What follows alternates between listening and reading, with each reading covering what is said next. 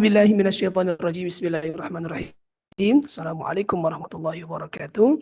Selamat datang kepada seluruh peserta sertifikasi metode Mukri dalam modul Smart Tajwid level 1. Insya Allah dalam video ini kita akan membahas terkait tentang beberapa hal-hal penting dalam proses pengajaran menggunakan modul metode Mukri atau Smart Tajwid level 1. Di dalam buku Smart Tajwid level 1 ini terbagi kedua bab. Bab yang pertama adalah 1A dan yang kedua adalah 1B. Pada pembahasan 1A, di sini hanya ada latihan-latihan, yakni latihan-latihan pengucapan huruf, yang dimana fokus dari bagian bab 1A ini adalah bagaimana guru mencontohkan, bagaimana guru kemudian mempraktekkan di hadapan murid-murid atau peserta didik dalam pengenalan bunyi huruf hijaiyah.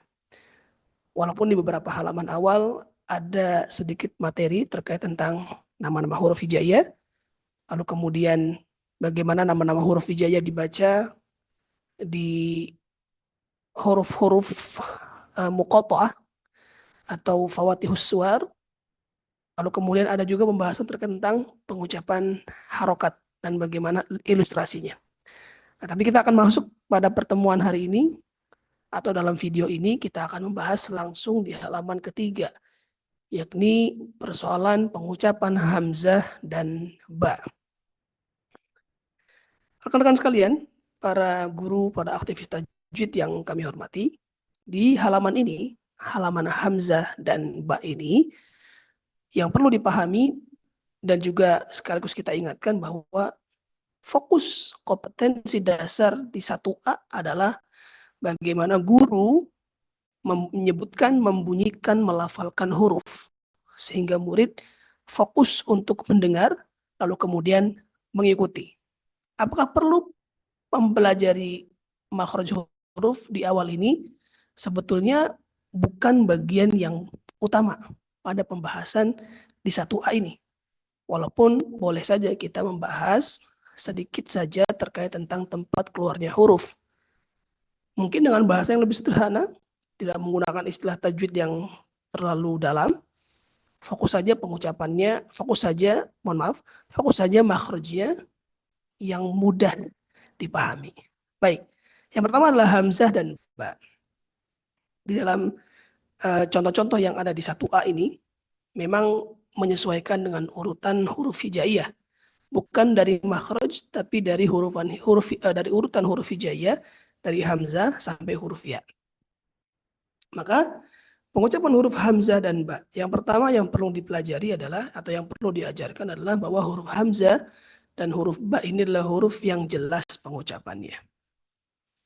Yang kedua, huruf hamzah dan huruf ba ini sangat mirip pengucapannya dengan huruf A dan B dalam bahasa Indonesia. Jadi lebih mudah. Kemudian yang ketiga adalah bahwa pengucapan huruf hamzah dan huruf ba ini huruf yang ringan, huruf yang tarqiq. Artinya huruf yang saat dilafalkan mudah, tidak sulit. Baik, langsung pada pengucapan huruf hamzah. Yang pertama hamzah, a, bunyi huruf a, a. Pastikan yang pertama seorang guru melafalkan a-nya dengan jelas. A, a. Menampakkan bahwa hurufnya ringan. Yang kedua menampakkan bahwa hurufnya harus tipis. Jangan dibaca o berat. Ya, dia tidak tipis, melainkan tebal.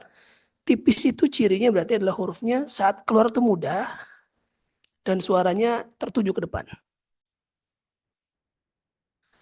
Oke. Saya ulangi, hurufnya adalah mudah dan tertuju ke depan. A. Hindari pengucapan huruf hamzah dengan bunyi yang menggema. A. Ini tidak tipis atau tidak ringan. Begitupun huruf ba. Huruf ba pengucapannya harus dilafalkan dengan ucapan yang atau lafaz yang ringan dan suaranya tertuju ke depan. Ba. Tidak menggemakan menjadi ba. Tidak menggema demikian. Jadi harus ringan dan keluar tertuju ke depan. Ba. Kira-kira demikian. Oke. Setelah itu, peserta diarahkan untuk membaca dari A, ba, dan seterusnya sampai halaman terakhir. Tapi sekali lagi, bahwa di halaman ini penting contoh, penting praktik dari guru. Guru boleh mengulang prakteknya berkali-kali, mungkin rasionya sekitar 60%, guru mencontohkan, 40% murid mengikuti. Ya. Sekali lagi di halaman ini atau di bab 1A tidak terlalu fokus ke materi atau teori. Fokus pada bunyi. Kalau kita ingin menyebutkan mungkin tempat keluarnya hamzah dan ba, sampaikan yang ringan saja. Yang pertama misalkan hamzah. Hamzah keluar dari pita suara. Di mana pita suara? Pita suara itu adalah, kalau laki-laki mungkin lebih mudah ya, kita cari jakun. Nah dari jakun, tambahkan 2 ruas tangan, 2 ruas jari, tempelkan setelah di jakun ke bawah. Nah maka di bagian jari bawah itu adalah tempatnya pita suara. Tidak akan terasa ketika membunyikan huruf hamzah, a bergetar di sana. Nah itu adalah huruf hamzah. Tanpa harus menjelaskan nama istilahnya apa, kemudian bagaimana proses keluarnya, tidak. Sampaikan saja tempat keluar di sana. Begitupun huruf ba. Huruf ba keluar dari 2 bibir. Bagaimana cara mengucapkannya? Pertemukan saja 2 bibirnya, ditekan, lepaskan ba. Ba, persis seperti mengucapkan huruf B dalam bahasa Indonesia. Kalau lebih demikian, nah maka dari itu secara praktek bagaimana? Guru fokus mencontohkan pengucapannya dari hamzah dan ba terus dicontohkan sampai akhir. Mau diulang sampai 3 kali boleh. Diulang per baris boleh. Nah itu silakan dikembalikan metodologinya kepada para guru. Yang jelas guru harus memperhatikan ucapan huruf hamzah dan ba-nya jelas, ringan, mudah, dan suaranya tertuju ke depan. Allahu ta'ala alam, ini adalah bagian daripada halaman ketiga untuk sertifikasi metode Mukri. Semoga bermanfaat.